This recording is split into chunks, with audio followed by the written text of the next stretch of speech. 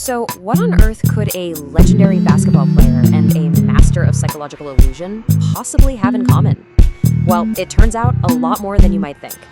Today on The Explainer, we're going to break down the playbook of mastery and uncover the surprising secrets that connect them.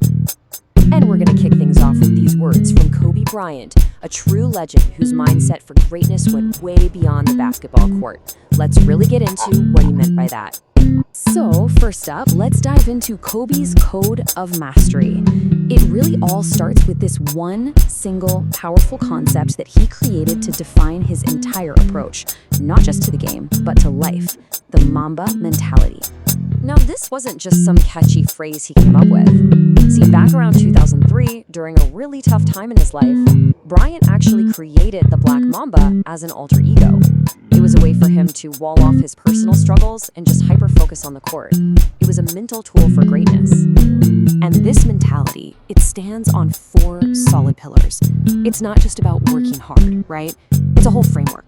It's built on a deep obsession with detail, a relentless drive that never settles, the resilience to see any failure as just a lesson, and just absolute fearlessness when you're staring down a challenge.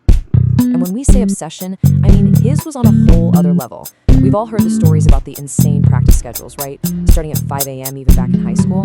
But what's really wild is how that exact same focus could be applied to something totally different, like teaching himself a complex Beethoven piece on the piano just by listening to it. And this right here perfectly illustrates how his mind worked. To get his famous fadeaway jumper just right, he didn't just study other basketball players, no. He studied a hunting cheetah on TV. He saw how the cheetah used its tail for balance while running, and he adapted that idea, using his leg as a kind of rudder to keep himself stable in mid-air.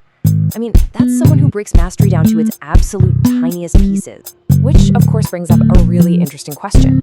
Is this kind of detailed psychological approach to mastery something you only find in sports? Or could that same playbook actually show up in a completely different arena? Well, let's switch gears. We're going to leave the court and step onto the stage to explore the magician's mind game. Because here, the mastery isn't physical at all. It's almost purely psychological. You know, the legendary Harry Houdini, he said it best. The real secret wasn't just the mechanics of how he escaped. It was the performance. It was all about managing the audience's perception, their psychology. And modern mentalists have basically turned that idea into a complete art form. For performers like Darren Brown, psychology isn't just a part of the trick.